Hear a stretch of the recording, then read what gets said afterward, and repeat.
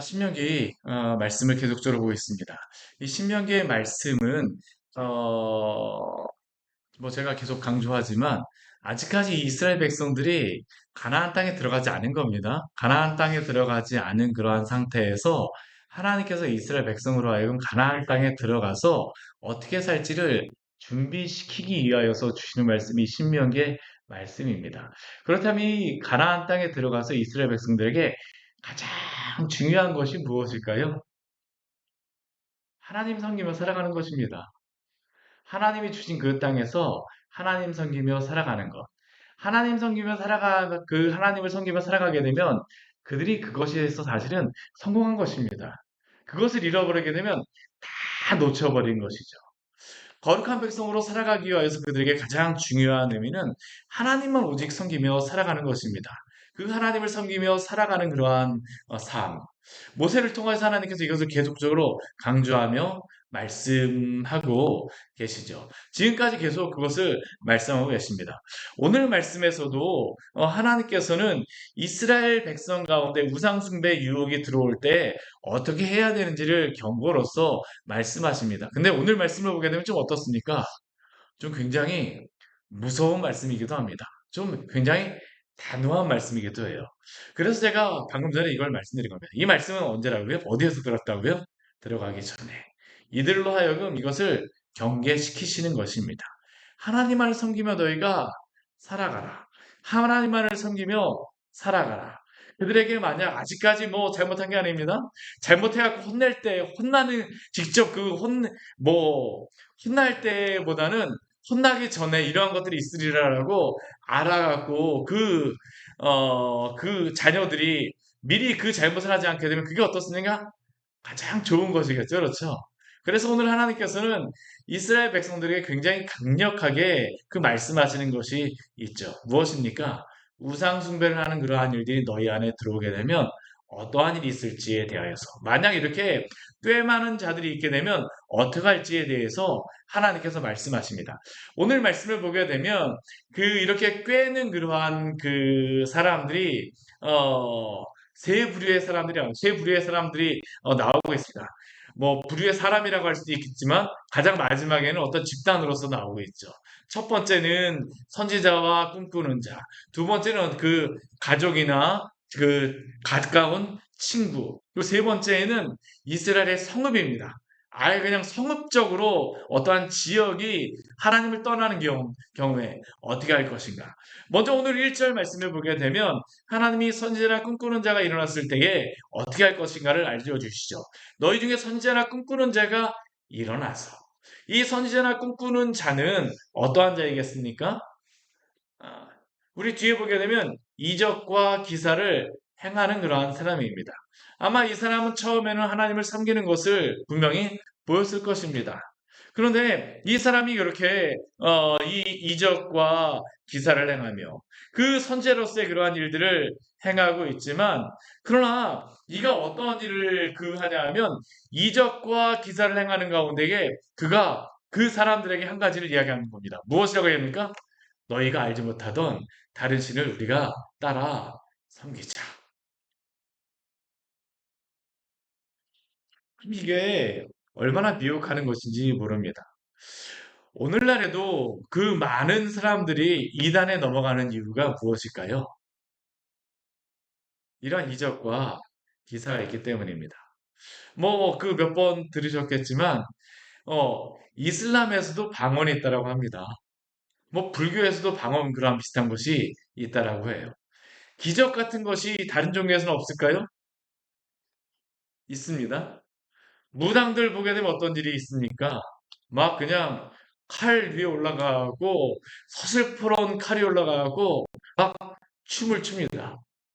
그런 걸 보게 되면 사람들이 어떻게 할까요? 이야, 그러지 않습니까? 무엇인가 다르다. 뭐 거기에 보게 되면 종이를 이렇게 딱 자르는 거를 칼 위에서 보여주는데 그 위에 가서 춤을 춰도 끄떡없는 거를 보게 되면 뭐 버선을 신고선 뭐 하는 걸도 있죠. 어떤 경우엔 왜 맨발로 다 하죠. 그렇죠. 나중에는 그런 걸 보게 되면 야, 이 사람이 대단한 사람이구나. 근데 이러한 이방종교뿐만 아니라 이 많은 이단의 교주들도 얼마나 그 많은 이적을 행하는지 모릅니다. 병고침의 역사가 일어납니다. 정말 말도 안 되는 그러한 이단의 교주를 믿기도 하죠. 요즘에 한참 문제가 되는 정명석 같은 그러한 경우, 또 신천지의 이만희, 뭐 지금은 죽었지만 통일교회 문선명 같은 그런 사람들을 왜 믿겠습니까? 다 모두 이단이라고 하는데도 믿습니까? 이적과 기사 때문입니다.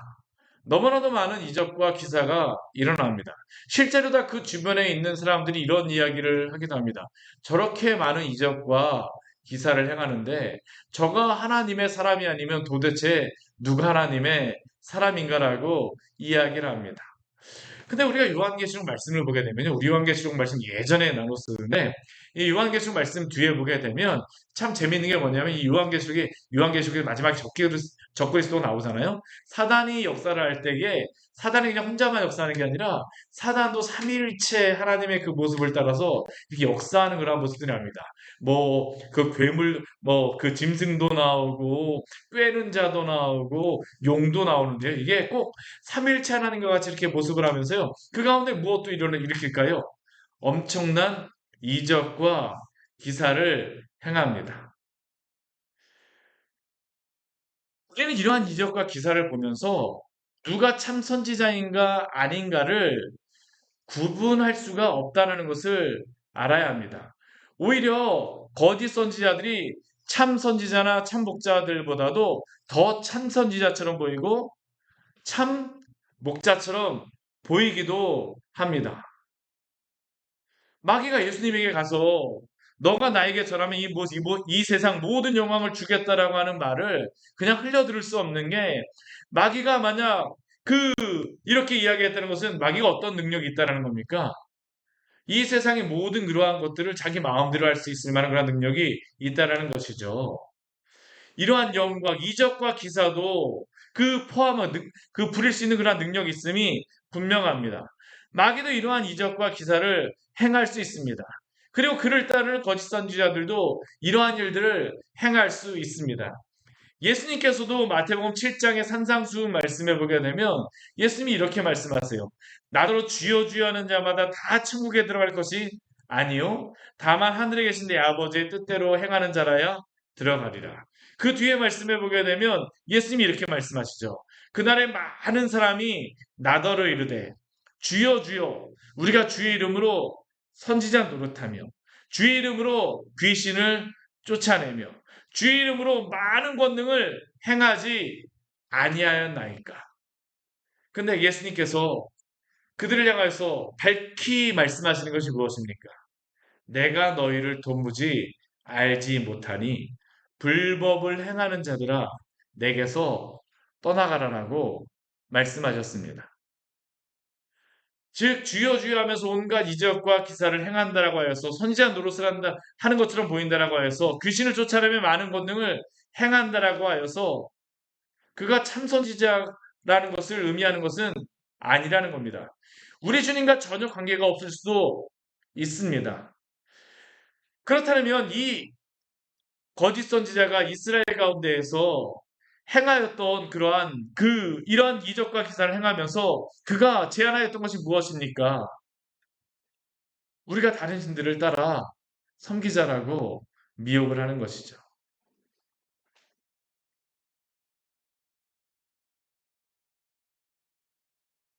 오늘날 이러한 일들이 이 시대 가운데 일어난다 그러면 사람들은 어떻게 될까요? 많이 따라 나설 겁니다. 실제로 이러한 것들을 보고 많이 따라 나섰죠. 이거는 초대교회 시대에서부터 계속적으로 있었던 그러한 일들입니다. 사도 바울이 온갖 박해와 모욕을 당하고 디모데가 거짓 선생들이 들어와서 교회 안에 막 판을 치고 있을 때에 오히려 디모데보다도 사도 바울보다도 이 거짓 선생들이 어떻습니까? 참 선생처럼 보이고 참 사도처럼 보였던 것이 바로 그 시대에 보였던 그들의 모습이었습니다. 더 권위 있는 것처럼 보였습니다. 근데 오늘 하나님께서는 모세를 통하여서 무엇이라고 말씀하십니까?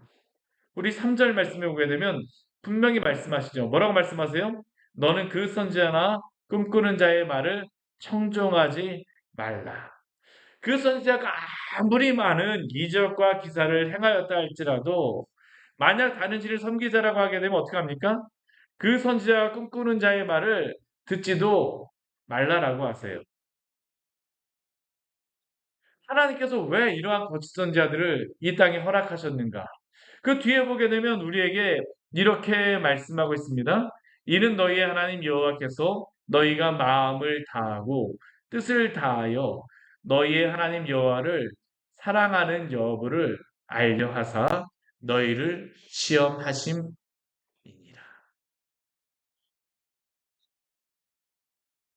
하나님이 성도로 하여금 참된 신앙 안에 서 있는지를 분별하게 하기 위하여서 이러한 시험도 뭐 시험을 하나님 주신다라기보다는 이러한 죄악을 행하는 자들이 생겨나게 되죠. 하나님이 허락하신다라는 겁니다. 이 거짓 선지자의 이러한 준동의 때가 있을 수 있다라는 겁니다. 이러한 미혹 속에서 성도는 잘 분별하며 그 믿음을 지켜야 될 책임과 책무가 있음을 기억하시기를 바랍니다. 이게 우리의 책무입니다. 책임이에요. 분명히 하나님께서 우리에게 분별하라고 말씀하십니다. 그럼 우리가 어떻게 그것을 분별할 수가 있습니까? 오늘 말씀을 보게 되면 하나님께서 이 미혹의 때에 분별할 수 있는 그러한 방법들에 대해서 알려주시는 것이 있어요. 근데 그 전에 먼저 우리에게 명령하시는 것이 있죠. 우리 4절 말씀에 보게 되면 이렇게 말씀하는데 우리 4절 말씀 같이 한번 읽어볼까요? 너희는 너희의 하나님 여호와를 따르며 그를 경외하며 그의 명령을 지키며 그의 목소리를 청종하며 그를 섬기며 그를 의지하며 우리 4절 말씀에 보게 되면 참 많은 동작을 하고 있습니다. 그렇죠? 여호와를 따르며 이러한 거짓 선지자가 나타났을 때에 거짓 선지자들을 따르는 것이 아니라 여호와를 따라야 됩니다. 또한 그를 경외해야 합니다. 그의 명령을 지켜야 합니다. 주님의 그러한 목소리를 청종하여야 됩니다. 그를 섬겨야 합니다. 그를 의지해야 됩니다. 거짓 선지자가 아니라 참된 하나님의 이 진리 안에 어떻게 살아가야 될지를 우리에게 여러 동사를 통하여서 말씀해 주시죠. 그를 따르며 경외하며 지키며 청종하며 섬기며 의지하시는 우리 귀한 성도들 되시기를 축원합니다. 주님을 사랑하십시오. 우리가 이러한 소리가 들려온다라고 해서 우리가 어느 정도는 분별할 수 있습니다. 분명히 들려요. 모를 수가 없어요. 근데 우리가 그럼에도 불구하고 왜 여기에 우리를 그냥 방임할까요? 이게 편하기 때문입니다. 우리에게 때로는 이러한 것들이 이익을 준다라고 생각하기 때문이죠. 근데 우리는 그러한 소리를 따르면 안 됩니다. 주님의 그러한 참된 진리를 따라야 될 줄 믿습니다. 그 사람이 거짓 선지자, 참 선지자를 분별하는 방법이 무엇입니까? 오늘 말씀해 보게 되면 그것에 대해서 말씀하시는데 한 가지 분명한 것을 오늘 말씀해 주세요. 그것은 첫 번째는 이적과 기사는 아니라는 겁니다.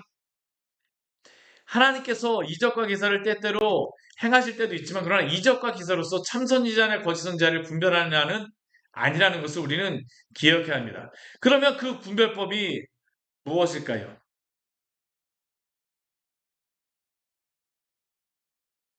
그것은 참 선지자는 그 결과가 하나님을 사랑하도록 인도하고 하나님을 섬기도록 이끌고 진리 가운데로 이끌지만 거짓 선지자는 어디로 이끌까요?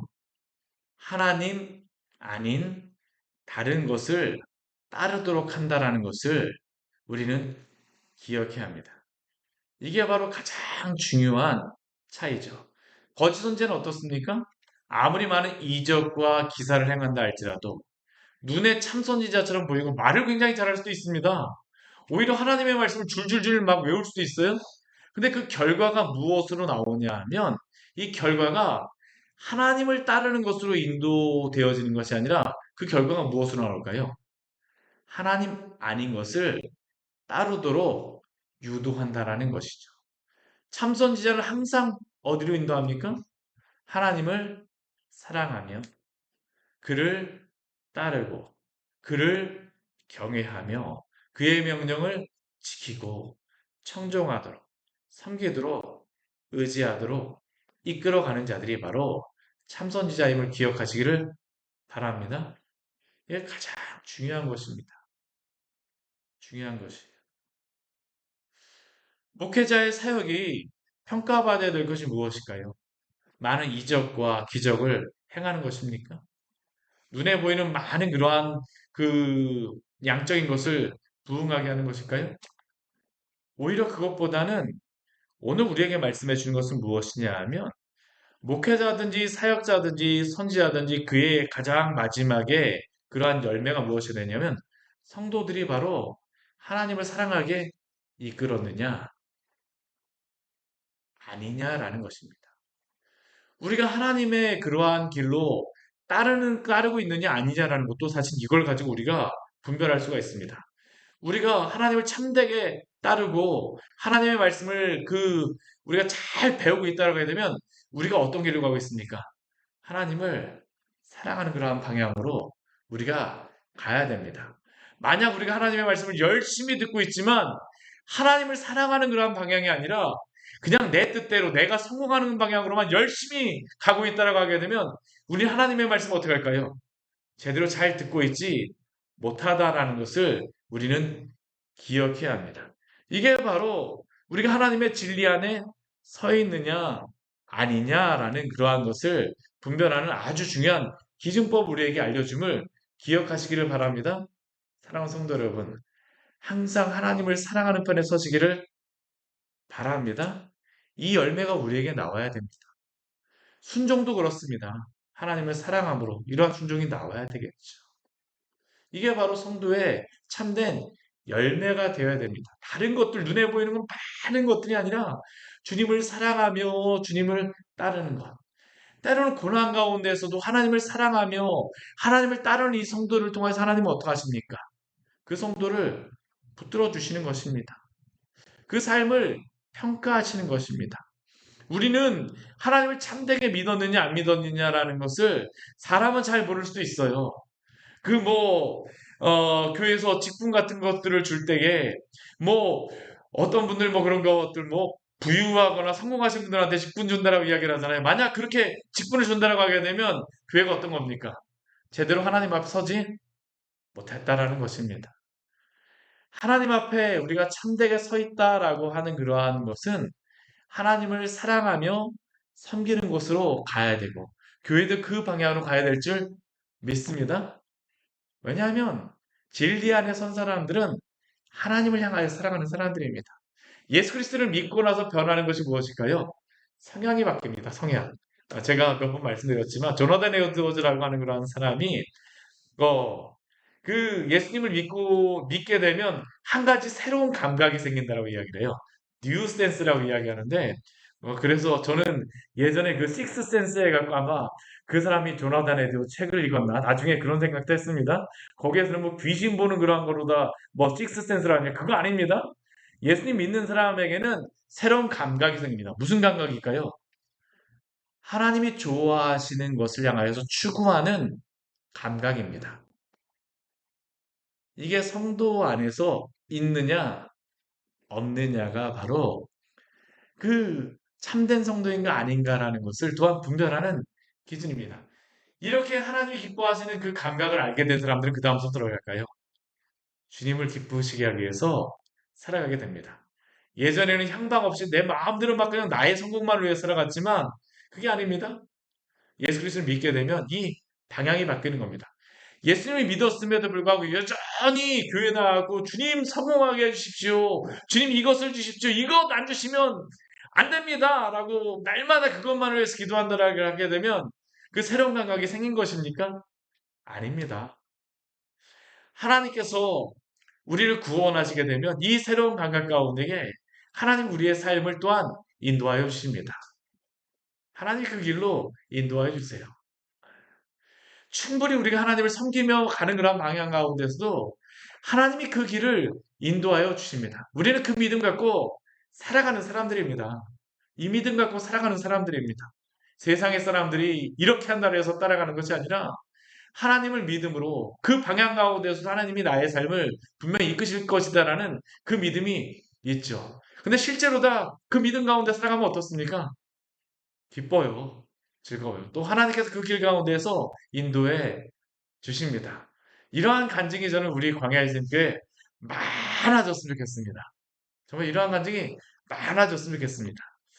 근데 오늘 이 말씀에서 또 보게 되면 근데 이렇게 하나님의 선지자라고 하면서도 하나님과 전혀 관계없이 하나님을 알지 못하는 그 신을 섬기라라고 말한 이 선지자를 향하여서는 하나님이 뭐라고 모세를 통해서 어떻게 하라고 말씀하십니까? 우리 5절 말씀에 보게 되면 죽이라라고 말씀하시죠. 참 이게 무서운 말씀입니다. 그렇죠? 오늘날 이러한 것들을 일률적으로 적용할 수는 없습니다. 만약 이렇게 된다면 큰일이 벌어지게 되겠죠. 왜냐하면 현대 사회는 종교에 자유가 있고 또한 분명히 이스라엘과 같이 종교와 정치가 일치된 사회가 아니며 기독교 국가가 아니기 때문에 이러한 것들을 일률적으로 적용할 수가 없습니다. 그러나 분명한 것은 교회 안에서는 이러한 거짓 선지자들이나 사람들이 들어오게 되면 교회는 어떻게 될까요? 이러한 사람들이 발을 붙이지 못하도록 해야 합니다. 세상에서는 모르겠지만 교회 안에서는 이적과 기사를 행한다라고 해서 그 사람이 함부로 교회 안에서 일을 하게 하면 안 됩니다. 우리가 분명히 추구해야 될 것이 무엇입니까? 이적과 기사가 아니에요. 그럼 교회 안에서 그 세워야 될 사람은 어떤 사람들입니까? 진리 안에 바로 선 사람들을 세우는 것이 중요합니다. 그래서 우리가 디모데 전서 말씀에서도 교회는 어떤 것입니까? 진리와 기둥의 터라고 이야기를 하죠. 진리의 기둥과 터. 바로 교회는 이 진리의 기둥과 터로서의 역할을 잘 해야 됩니다. 근데 이러한 역할을 하지 못하는 사람들, 이적과 기사를 행한다라 해서 세우면 어떻게 될까요? 교회가 아니게 되겠죠. 그것은 바로 어떤 곳이 되어집니까? 이단으로 바로 가는 것입니다. 하나님 기뻐하지 않으세요. 그러한 때에는 교회 안에서 무엇을 합니까? 번징을 하라고 말씀하시는 것이죠. 우리 뒤에 말씀을 보게 되면 우리 또 이제 가정에서 이러한 것들이 일어날 때를 경고하십니다.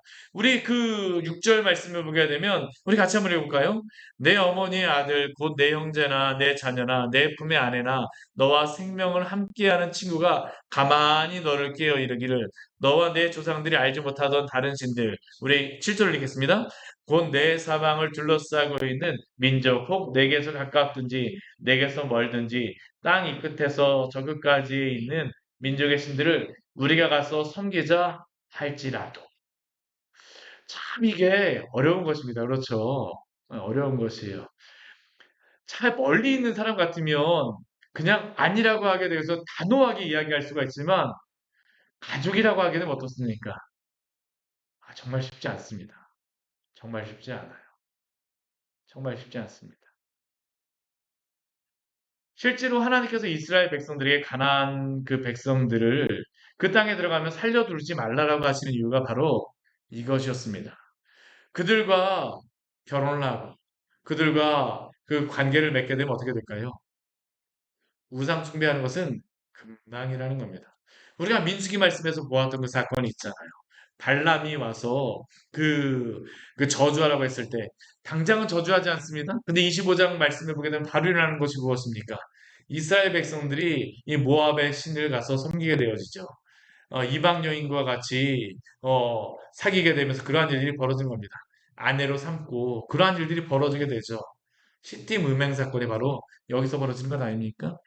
친해지게 되고 그러한 것들을 통하여서 우리를 넘어뜨리게 되는 것. 그런데 오늘 하나님께서는 그러한 때라도 분명하게 오늘 말씀하세요. 무엇이라고 말씀하시는 우리 8절 말씀에 이렇게 말씀하시죠. 너는 그를 따르지 말고 듣지 말며 긍휼히 여기지 말며 애석히 여기지 말며 덮어 숨기지 말고 너는 용서 없이 그를 죽이되 가족에 대해서 이렇게 하니까 굉장히 강한 말씀입니다. 그렇죠? 왜 그럴까요? 이곳은 하나님을 섬기는 땅이기 때문입니다. 심지어 우리 구절 말씀에 보게 되면 죽일 때 어떻게 합니까? 그 주변의 사람들이 아니라 내가 먼저 그에게 손을 대고 후에 문백성이 손을 대라고 말씀하십니다. 실제로 다 이스라엘 가운데에서 이렇게 일어났던 일들이 성경 말씀에는 거의 없었습니다. 그런데 이 반대의 일들은 오히려 일어났었습니다. 어떤 일들이 벌어졌을까요? 이스라엘 가운데에 이러한 이방신을 섬기는 그러한 것들을 허용해 주기 시작합니다. 가족들 가운데 그러한 일들이 벌어지게 되면 한 명, 두 명 우상 숭배에 대해서 열어주기 시작합니다. 결국 나중에는 어떤 일이 벌어졌습니까? 우상을 섬기는 그러한 사람들이 오히려 하나님을 섬기는 사람들을 박해하는 일들이 일어났잖아요. 언제 일어났습니까? 우리 아합 시대 때 볼 수 있죠. 이세벨이라고 하는 그 여인을 아내로 삼았을 때에 그 이세벨이 어떻게 합니까? 완전히 북이스라엘에서 하나님의 백성들을 다 못 살게 하죠. 심지어는 누구까지 죽이려고 합니까? 예, 엘리야까지 죽이려고 하는 건 아니니까. 사랑하는 성도 여러분, 우리가 하나님을 섬긴다라고 했을 때는 단호함이 필요합니다. 오늘 하나님께서 이 말씀을 왜 말씀하실까요? 우리가 만약 거기에 대해서 단호하지 않는다라고 하게 되면 반대의 그러한 일들이 우리 안에서 일어날 수 있기 때문입니다. 예전에는 참 오래전에는 신앙을 위하여서 부모님이 교회 가지 말라라고 하게 되면 저는 교회를 가야 돼요 하면서 정말로 신앙으로 그 결심을 하고 교회를 다니셨던 그 간증과 또한 그러한 것들이 참 우리 사이에서 심심치 않게 간증이 있었습니다. 앞에 나아가고 그러한 것들을 저도 중고등부 때 그 어떤 형이랑 누나들이 와갖고 이렇게 힘들었는데도 불구하고 나왔다라고 기도 부탁하고 막 그런 것들을 들으면서 함께 기도했던 그러한 기억이 있었습니다. 어떤 날은 그 교회에 그 같이 다녔던 중고등부 누나가 머리가 이렇게 길었었는데 머리가 이렇게 싹둑 이렇게 뭐 스포츠 같이 이렇게 돼갖고 왔어요. 그리고 나중에 알고 보니까 부모님이 머리를 다 잘라버려갖고 그렇게 하면 그 교회를 못 간다라고 생각하셔갖고 머리를 아예 그냥 싹둑 잘라버렸더라고요. 근데 그 머리를 해갖고 이렇게 와갖고 왜 그러냐 그러니까 그거를 앞에 나와서 이야기를 하는데 지금도 저에게는 그게 큰 기억으로 남습니다. 우리가 주님을 믿고 믿음으로 살아간다라고 하는 것은 이러한 단호함이 필요합니다. 이 단호함 없이 어떻게 우리가 우리의 신앙을 지킬 수가 있을까요? 요즘에는 예전과 같은 큰 박해나 그런 것들은 오늘 대한민국에는 거의 벌어지지 않습니다. 근데 저는 이러한 그 단호함이 없다 보니까 우리 안에 벌어지는 일이 무엇입니까? 누가 어디에 잠깐 놀러 가자라고 하게 되면 주일날 놀러 가자라고 하게 되면 교회 가야 되는데 하다가도 그래 뭐 교회는 다음 주에 가도 되지 하고 여기저기 놀러 다니고 하나님을 섬기려고 또 하나님 앞에 마음을 정하고 시간도 정하고 우리의 헌금, 우리 헌물도 따로 떼어놔서 드리려고 했다가도 여러 가지 이유들이 생기게 되면 어떻습니까? 그냥 여기저기 다 사용하지 않습니까? 우리의 시간도 그렇고 우리의 재능도 그렇고 우리의 모든 것도 그렇고 어떤 분들이 저한테 그런 분들이 있어요. 지금은 제가 너무나 바빠서 못 가고요. 조금 나중에 시간이 들면 제가 교회 나가서 예수님 섬기겠습니다. 가능할까요? 저는 쉽지 않다고 생각합니다. 정말 쉽지 않다고 생각을 해요. 우리의 인생의 가장 소중한 부분은 나를 위하여 다 사용하고 나서 마지막에 찌끄러기만 하나님 앞에 드리겠다라고 하는 마음 아니겠습니까? 하나님이 기뻐하실까요? 물론 하나님께서는 그 가장 마지막 5시에 온 사람의 그러한 헌신도 기뻐하십니다. 하나님이 부르시는 때가 있습니다.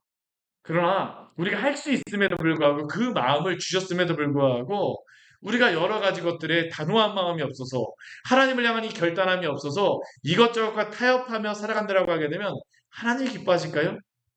기뻐하지 않으십니다. 몰라서 그러는 것은 모르겠지만 알매도 불구하고 분명히 내가 믿어야 된다는 것을 알고 있음에도 불구하고 나중에 시간이 되면 가죠. 시간이 되면 가죠. 시간이 되면 가죠. 결국 언젠가는 주님 앞에 시간이 되면 갈 것입니다. 그때 우리 주님께서는 뭐라고 말씀하실까요? 나는 너를 모른다라고 말씀하실 수밖에 없지 않겠습니까?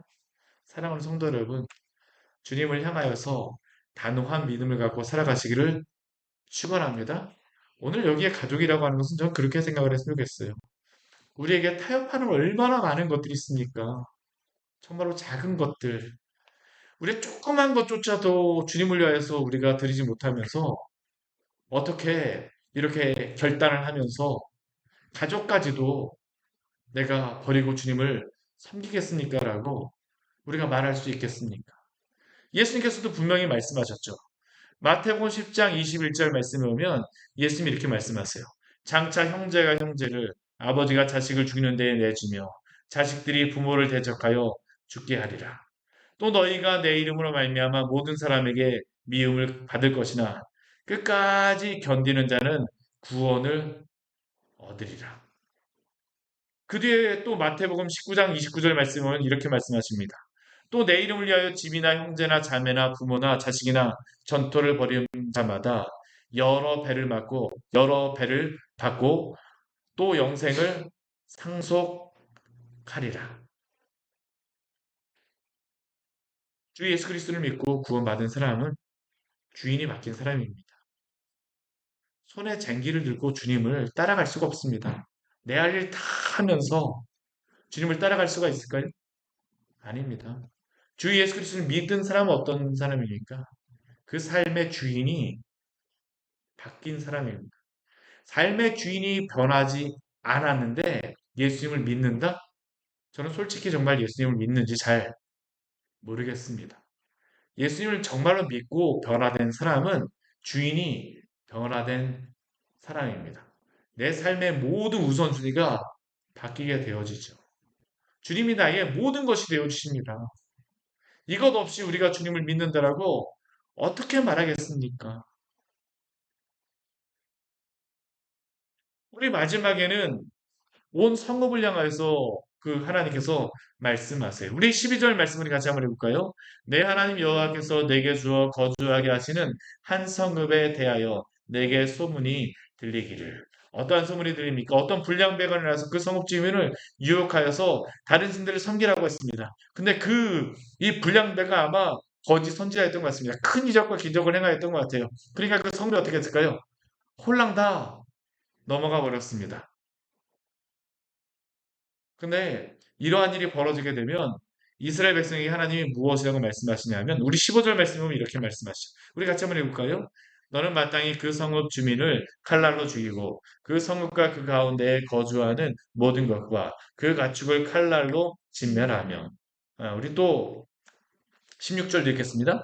또 그 속에서 빼앗아 차지한 물건을 다 거리에 모아놓고 그 성읍과 그 탈취물 전부를 불살라 내 하나님 여호와께 드릴지니 그 성읍은 영구히 폐허가 되어 다시는 건축되지 아니할 것이라.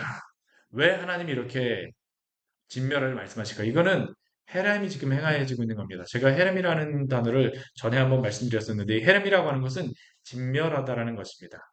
그 여리고성이 완전히 그냥 다 진멸하라고 하시고 그 짐승이라든가 그 안에 있는 동이나 철까지도 하나님 앞에 바치라고 했잖아요. 이게 바로 헤렘입니다. 그게 가나안 땅에 이 헤렘을 하시라고 하나님께서 말씀하셨어요. 왜냐하면 그것이 바로 죄를 범하는 것이기 때문에 하나님 앞에 죄를 범하는 것이기 때문이죠.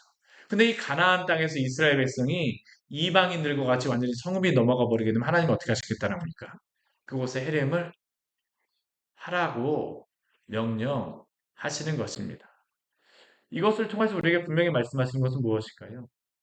죄악이 성도와 함께할 수 없다라는 것을 우리에게 분명히 말씀하시는 것임을 기억하시기를 바랍니다. 우리가 누룩이 조그맣게 있게 되면 그냥 누룩 하나로만 거치지 않습니다. 왜 하나님이 이렇게 하실까요?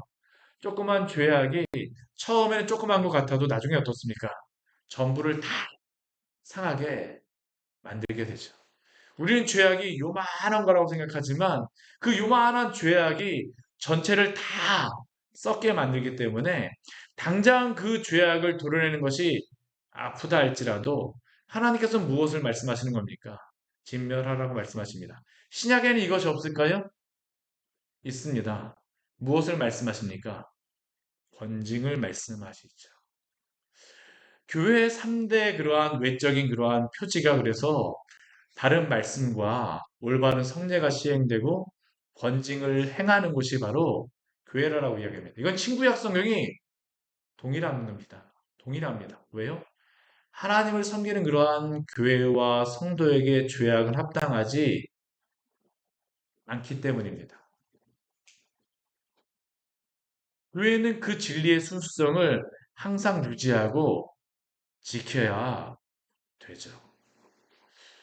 우리가 마태복음 우리 말씀에 보게 되면 이 그 마태복음 18장 말씀에 보게 되면 예수님이 교회에 대해서 말씀하시면서 우리에게 주셨던 그런 말씀이 있죠. 이 말씀 같은 거 찾아보고 오늘 말씀 마무리하도록 하겠습니다. 음. 우리 마태복음 우리 18장 18절 19절 20절 말씀 같이 한번 읽어보도록 하겠습니다. 마태복음 18장 18절 19절 20절 말씀입니다. 같이 한번 읽겠습니다.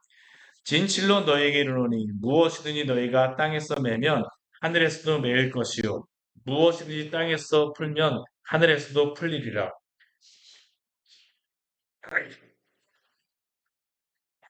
심하여 무엇이든지 구하면 하늘에 계신 내 아버지께서 그들을 위하여 이루게 하시리라. 두세 사람이 내 이름으로 모인 곳에는 나도 그들 중에 있느니라. 아멘. 우리 이 말씀 두세 사람이 함께 모인 곳에는 나도 그들 중에 함께 있느니라. 또 여기에 보게 되면 두세 사람이 함께 합심하여 무엇이든지 구하면 하늘에 계신 내 아버지께서 그들을 위하여 이루게 하시리라. 이 말씀만 보게 되면 이게 무엇에 대한 그런 말씀입니까? 우리는 보통 무엇에 대한 말씀으로 이해합니까? 기도에 대한 그런 말씀으로 이해를 하죠. 물론 이 말씀이 기도에 대한 그런 말씀이긴 합니다. 근데 이 전체적인 말씀의 내용이 무슨 문맥 가운데 나와 있는 거냐 하면 권징의 말씀의 문맥 가운데에 나와 있는 것입니다. 우리 그 앞에 보게 되면 형제가 죄를 범하거든 한 사람이 처음에 가서 이야기하고 듣지 않으면 두세 사람이 가서 막 이야기하고 그래도 안 되면 교회에 말하고 교회가 세리와 같이 여기라라고 이야기하죠. 그 다음에 바로 무엇을 말씀하십니까? 세리와 같이 여긴 그러한 사람을 향하여서 무엇이니 땅에서 매면 하늘에서도 매일 것이요 무엇이니 땅에서 풀면 하늘에서도 풀리리라. 번징에 대하여서 교회에 그러한 것들을 주셨다라는 것을 말씀하고 있습니다. 진리를 떠나서 이렇게 하는 것에 대하여서 교회가 진리를 지키기 위하여서 이러한 역할을 해야 된다라는 겁니다. 교회가 결코 포기하지 말아야 될 것이 무엇일까요? 진리 포기하면 안 됩니다. 진리 포기하면 안 됩니다. 교회가 진리를 포기하는 그 순간은 더 이상 교회가 아니다라는 것이죠. 그리고 그 진리를 지키기 위하여서 하나님 앞에 또한 그 진리 가운데 한 영혼을 구하기 위해서 하나님 앞에 간절히 기도하고 간구하게 되면 하나님은 어떻게 하시겠다고 말씀하십니까? 두세 사람이 모인 곳에 내가 그들과 함께하고 그 기도를 들어주시겠다라고 약속하시는 것입니다. 이건 기도에 대한 말씀입니다. 부흥에 대한 말씀입니다. 교회가 이 진리를 가지고 전하게 되면 사람들의 그러한 영혼을 풀어주시고 구원하신 그러한 역사를 이루시겠지만 또한 이 진리를 제대로 잘 간직하지 못하고 한다라고 하게 되면 이게 오히려 막히는 그러한 일들도 있을 것이다라고 이야기를 하죠. 교회에 이러한 권위를 주신 것입니다. 성도에게 이러한 역할을 하라고 말씀하신 것입니다. 사랑하는 성도 여러분, 우리가 오늘 그 신명기 13장의 말씀 참 두려운 말씀입니다. 근데 이 말씀을 가지고 우리가 어떻게 진리를 잘 간직해야 될지, 또한 성도로서 교회로서 어떠한 역할을 감당해야 될지, 하나님 우리에게 진리를 주셨습니다. 다른 사람들의 영혼을 메고 풀을 수 있는 그러한 역할을 할 수 있는 그 능력을 주신 것입니다. 이러한 역할을 주셨는데 우리가 세상 가운데서 당장 조그만 그런 것들 때문에 낙심하고 절망한다고 하게 되면 하나님이 어떻게 하실까요? 기뻐하지 않으실 것입니다. 우리에게 주신 이 영혼을 구원하고 살리는 그러한 일들을 교회에 주셨사오니 이 사명 잘 감당하는 우리 교회 되게 하여 주시옵소서. 우리 주님 앞에 또한 이런 교회 되게 해달라고 우리 성도 되게 해달라고 우리 주님 앞에 같이 기도하도록 하겠습니다. 같이 기도하시겠습니다.